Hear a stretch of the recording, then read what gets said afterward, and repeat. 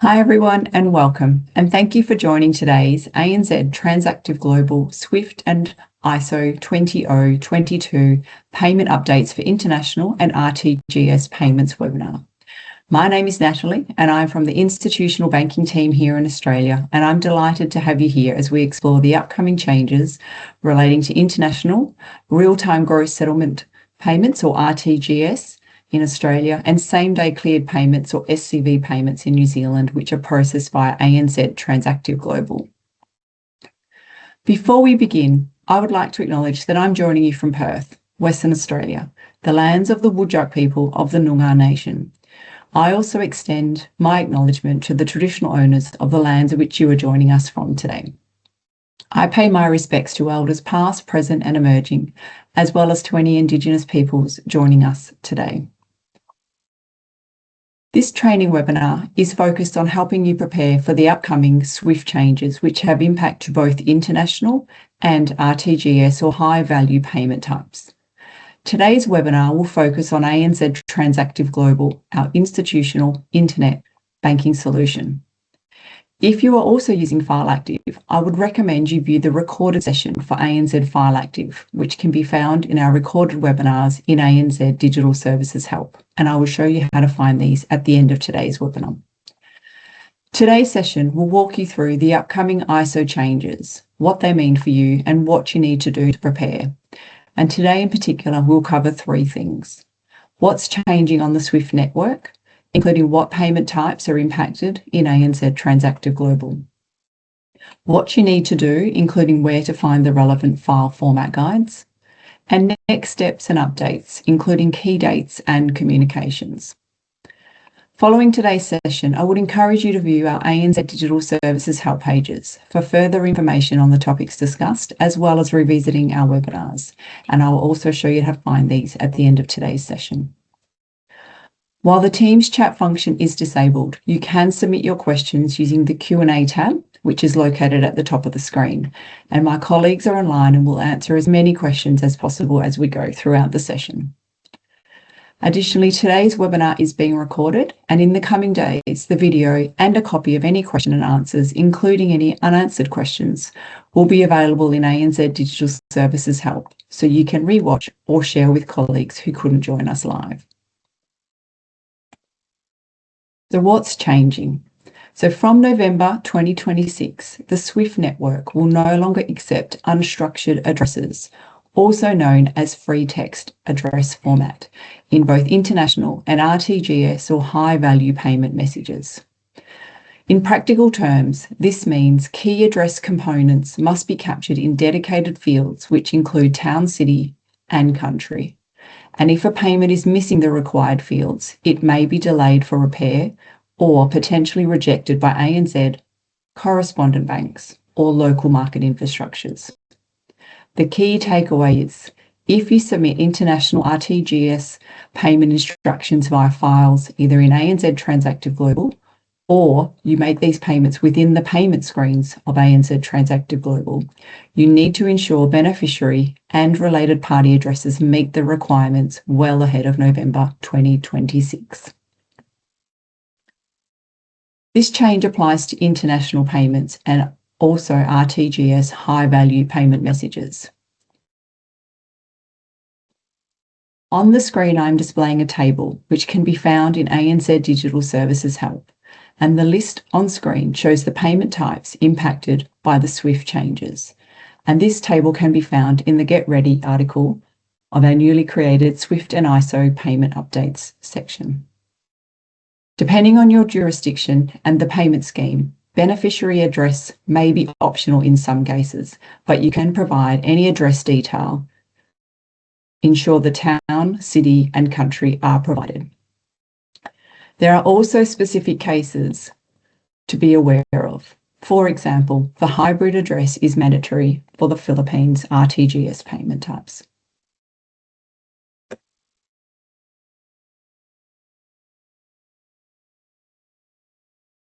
What you need to do.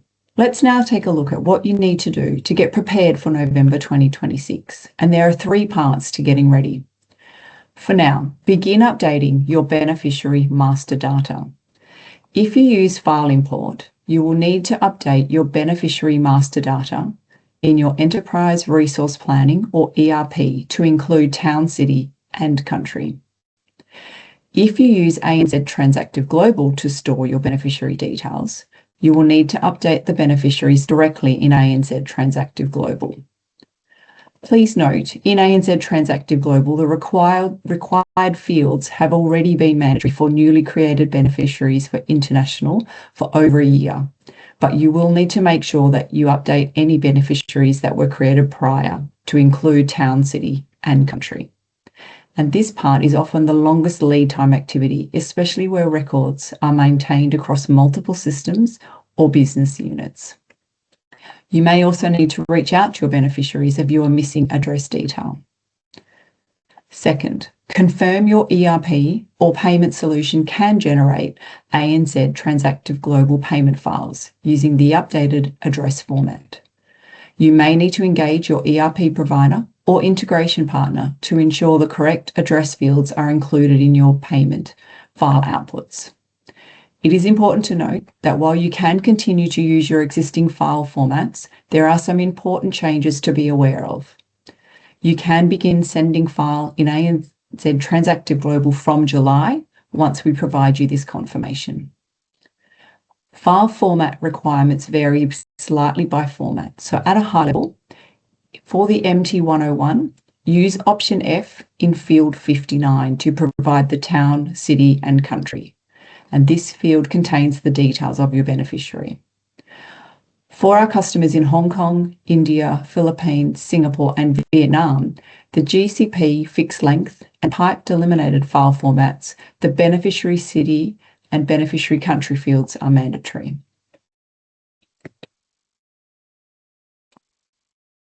The third part to getting ready is to become familiar with our file format guides. And on the screen, I'm displaying our file format guides, which can be found in ANZ Digital Services Help.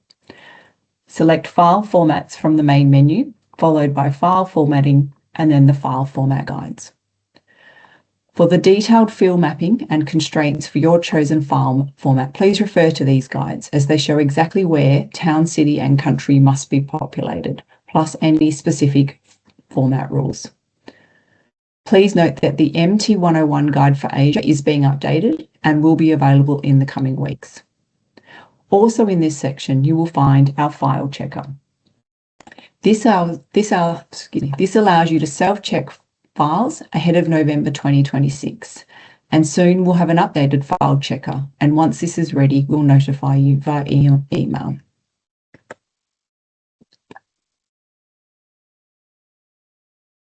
The key dates to plan around are April to October. Start preparing your master data by updating any international, RTGS or high-value payment beneficiaries in your ERP or ANZ Transactive Global to include the required fields. From July to October 2026, you can commence using the updated address information, which includes town, city, and country. And around this time, we will host another webinar to support you during this phase. And November 2026. This is when the unstructured or free text address type will no longer be accepted, and payments that do not follow the new requirements may be rejected. In terms of next steps and communications, you can expect your ANZ Transactive Global users will receive an email from ANZ advising of the change, and some of you may have already received this. This email will be sent from an email address titled ANZ Institutional Digital Channels. The recording of today's webinar will be available in ANZ Digital Services Help in the coming days, and I will show you how to find this shortly. Ongoing updates. We will provide periodic reminders and any format-specific clarifications as the industry change approaches. As mentioned earlier, soon we'll have an updated file format checker, which will allow you the ability to self-check address readiness files ahead of November 2026. And once the file checker is ready, we will notify you via email. Once we advise ANZ Transactive Global is ready to accept the address change, you will receive soft warnings in ANZ Transactive Global of non-compliant files advising you that some changes are required. and final readiness communications. In the lead up to November 2026, we will send final reminders and cutover information. The most important actions are to ensure your beneficiary master data includes town, city, and country, and to confirm your payment files can be generated using the updated address fields as per the file format guides. We will be in touch with further updates as we progress towards November 2026. So this brings us to the end of our ANZ Transactive Global SWIFT and ISO 20022 payment updates for International and RTGS payments webinar. On the page I'm displaying is a list of our upcoming webinars together with a QR code to register for these events.